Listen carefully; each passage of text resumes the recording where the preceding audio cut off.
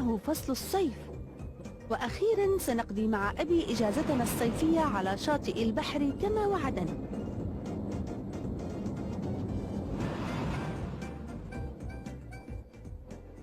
سامي، وسيم، هيا استيقظا، يكفيكما نوما. سأريكما منظرا جميلا لم تشاهداه من قبل.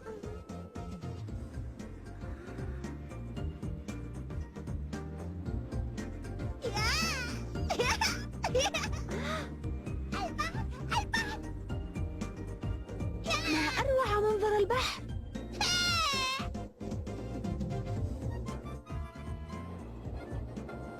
كانت تلك هي المرة الأولى التي نذهب فيها مع أبي إلى البحر.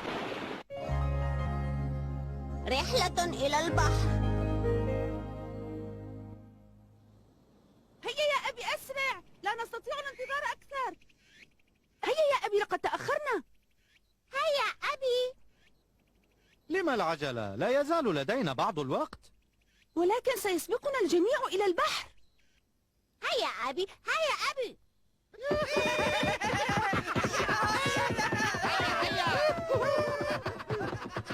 علي الوصول قبل أن تصبح الشمس حارقة. سنستمتع بكل دقيقة.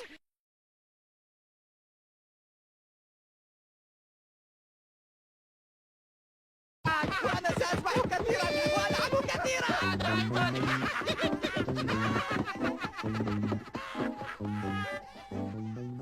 لا أعلم كيف سأتفق معهم، إنهم يثيرون الضجيج والجلبة من حولهم.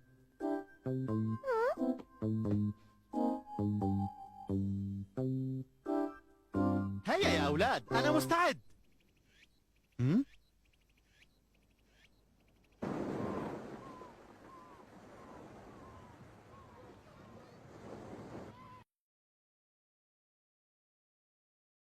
الجو لطيف ومناسب للراحة. صحيح، أخيرا نلت إجازتي السنوية ويسرني أن أقضيها معكم. حاولوا أن تستفيدوا من كل لحظة هنا ولا تضيعوا فرصة اللعب والسباحة على شاطئ البحر، وسأعمل كل ما في وسعي حتى نقضي أوقاتا ممتعة. ولن أسمح لأحد أن يعكر صفو جلساتنا معا.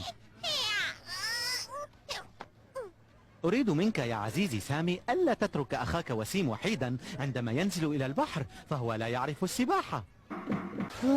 あっちの方が空いてるぞ。パラソル借りようぜ。いや、私砂がすっごく熱い。ビーチサンダル履きなよ。 ما هذا الكلام يا أبي؟ طبعا لن أترك وسيم. عادل، مرحبا. اترك ولديك وتعال للسباحة معنا. هيا. هل نسيت ما اتفقنا عليه في الشركة؟ لا، لم أنسى يا غسان، ولكن ألا ترى أنني أجلس مع ولدي الآن؟ يبدو أنك تتهرب من الاتفاق. إذا لم تأتي فلن نسمح لك بالمشاركة في أي مسابقة معنا بعد الآن. هل تفهم؟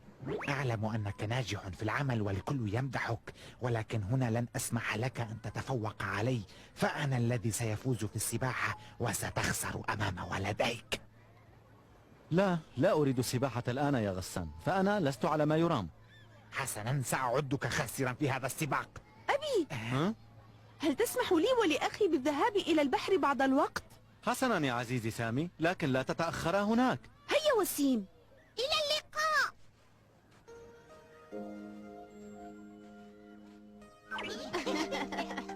انتبه جيدا على وسيم وابقى قريبا منه.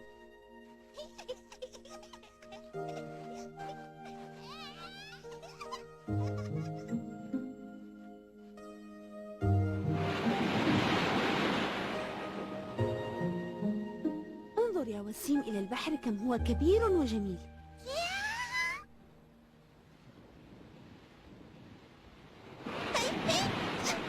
ما بك؟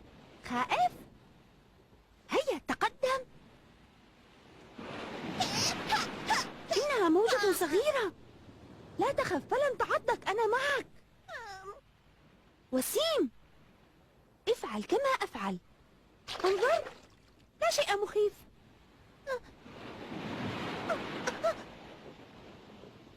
كيف تشعر؟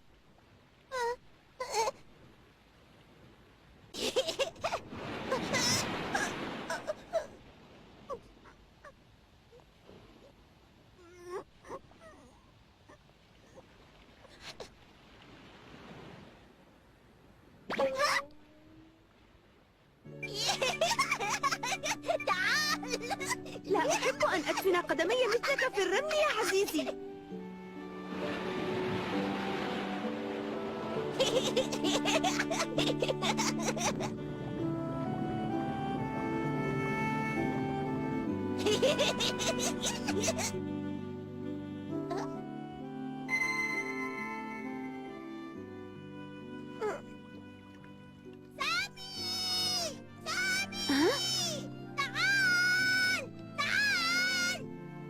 هذه صدفة.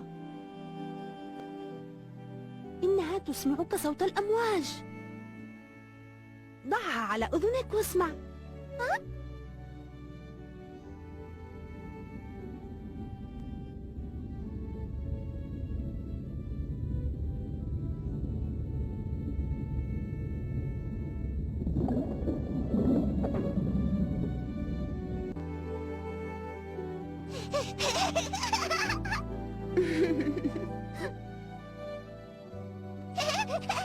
واحدة أخرى. صدفة صدفة.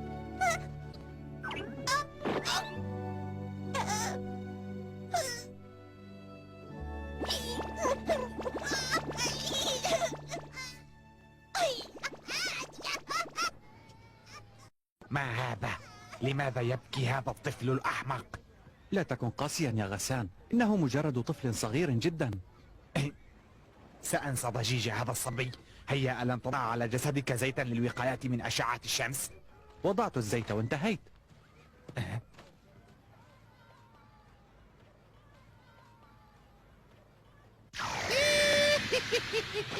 سيصبح لوني برونزيا. سأكتسب اللون المفضل لدي بهذا الزيت الرائع. أبي، أنا آسف لقد أيقظتك. ما الأمر؟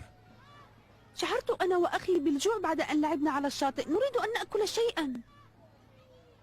حسنا، اذهب واشتري بعض الطعام. أنا أريد بيضا. بيضا بيضا. خذ، ها هي النقود. انظر. ها؟ صدفة. إنك تذكرني بأيام طفولتي عندما كنت أجمع مثل هذه الأصداف. والآن اذهب وخبئ الأصداف حتى لا تتأخر عن تناول الطعام.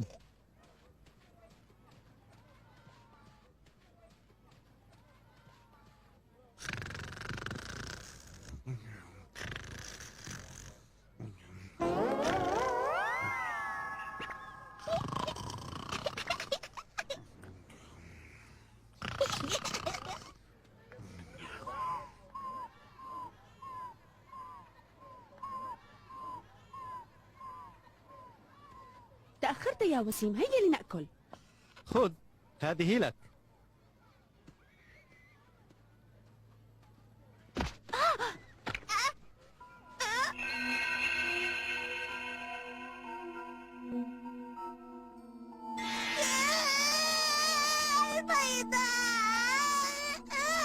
لما الصراخ؟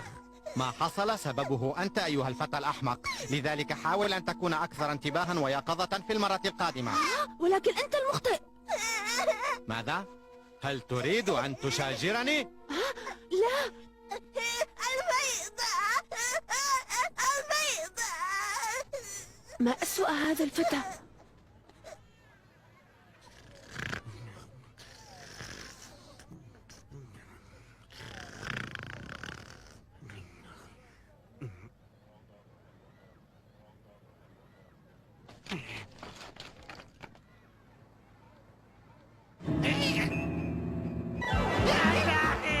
من فعل هذا بي؟ من وضع الأصداف على جسدي؟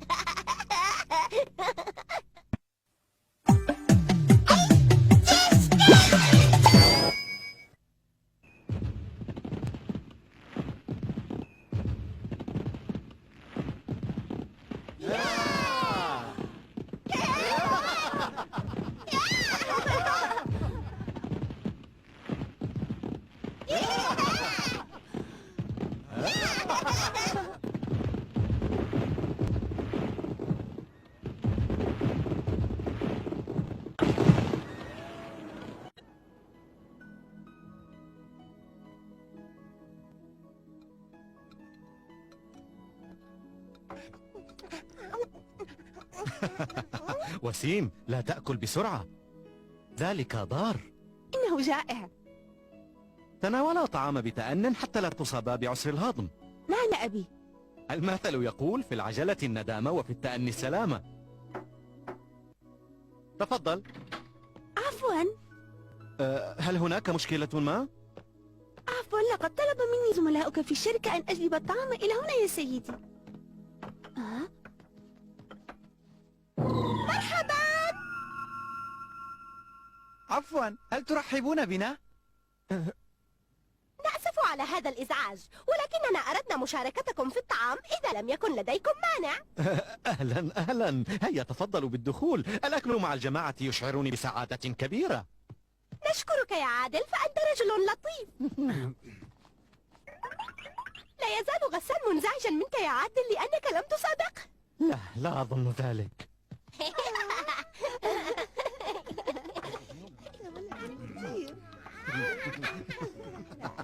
أعطني العصير.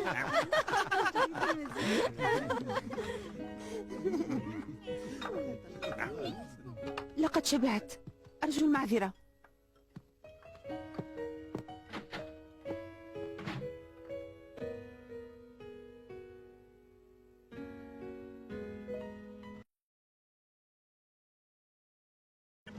أفسد علينا جلستنا العائلية.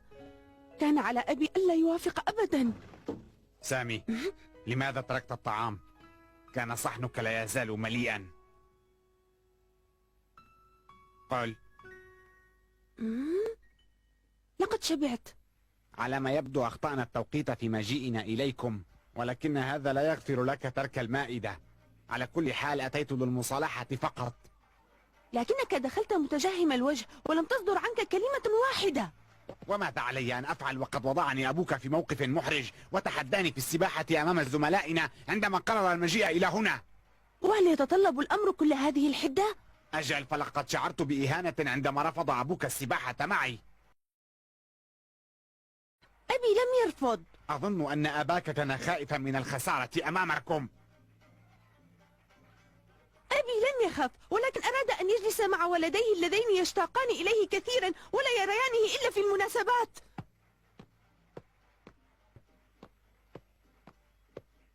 رحل، ماذا يمكن أن أفعل الآن؟ يا إلهي، لماذا أنا غاضب؟ الأمر طبيعي. أب يريد الجلوس مع ولديه.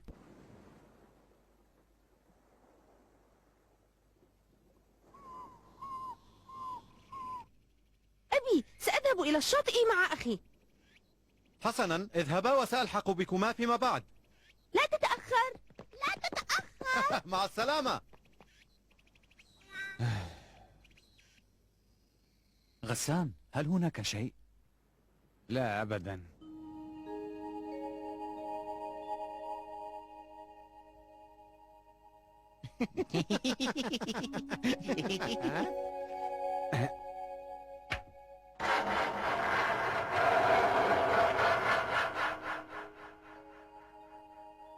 إنه فتى ماكر، بل شخص غير مهذب. ما الأمر؟ انظر، يبدو أن هناك أمرا سيئا سيحدث الآن. ها؟ وكيف عرفت ذلك؟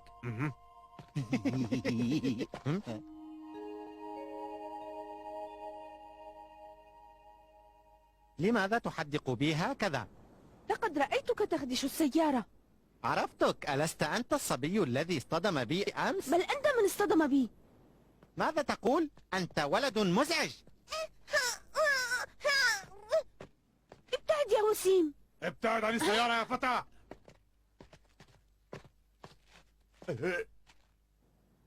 من منكم خدش سيارتي يا أولاد؟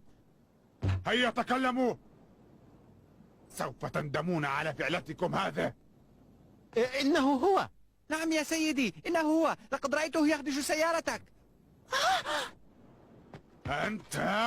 لا، لست أنا يا سيدي. سألقنك درسا لن تنساه أبدا. أنت ولد سيء، كيف تتجرأ على تشويه سيارتي؟ يبدو أن والديك لم يستطيعا تربيتك جيدا.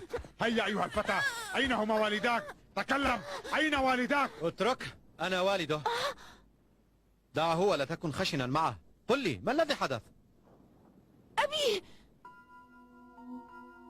على أي حال ومهما فعل فهو في النهاية يبقى ولد. ابنك هذا غير مؤدب، فقد خدش سيارتي وشوهها. لا أصدق ذلك. انظر هنا. هذا صحيح. سامي.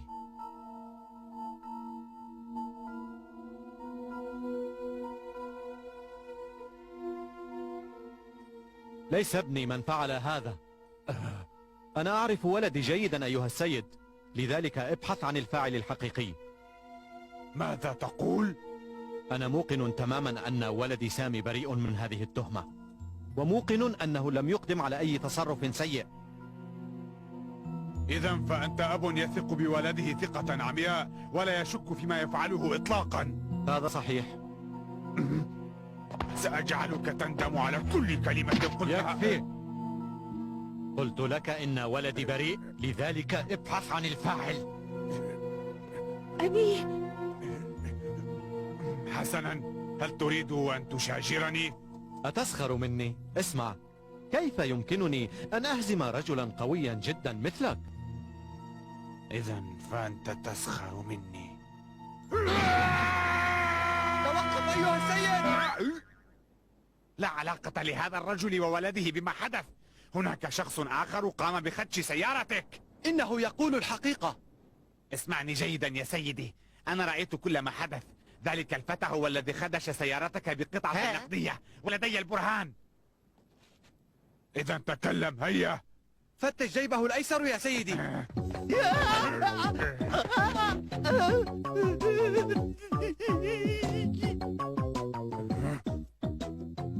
صحيح.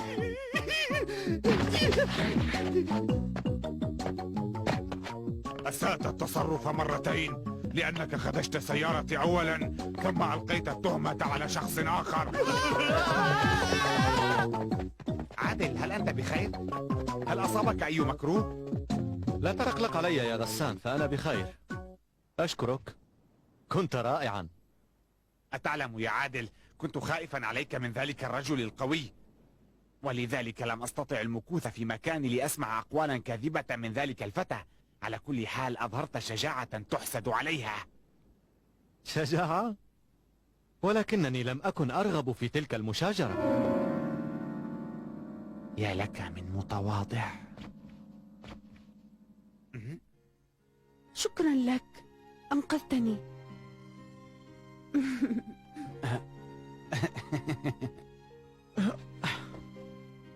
انتهى كل شيء بسلام. حان وقت اللعب والتسلية يا أولاد. أحبك كثيرا يا أبي، لقد كنت شجاعا وتصرفت بحكمة. أما غسان فلن أنساه طول حياتي، لأنه رجل يعتمد عليه في الأوقات الصعبة.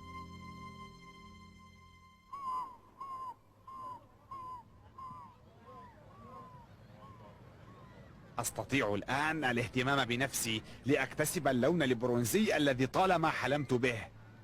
من الأفضل ألا نضيع الوقت ونستمتع بإجازة الصيف، فالشمس ساطعة وسأستغل كل لحظة. أتمنى أن تقضي وقتا ممتعا يا غسان. هذا هو الزيت المناسب.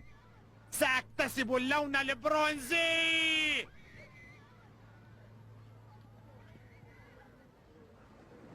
وسيم، هل تريد أن تأكل المثلجات اللذيذة؟ ما رأيك؟ نعم. اذهب وخبئ الأصداف.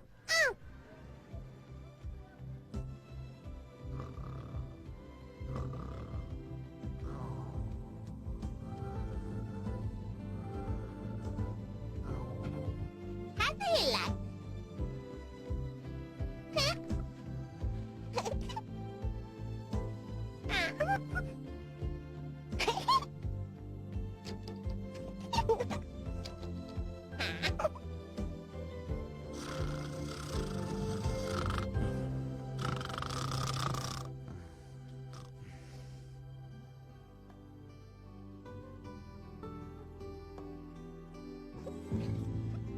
إنها لذيذة.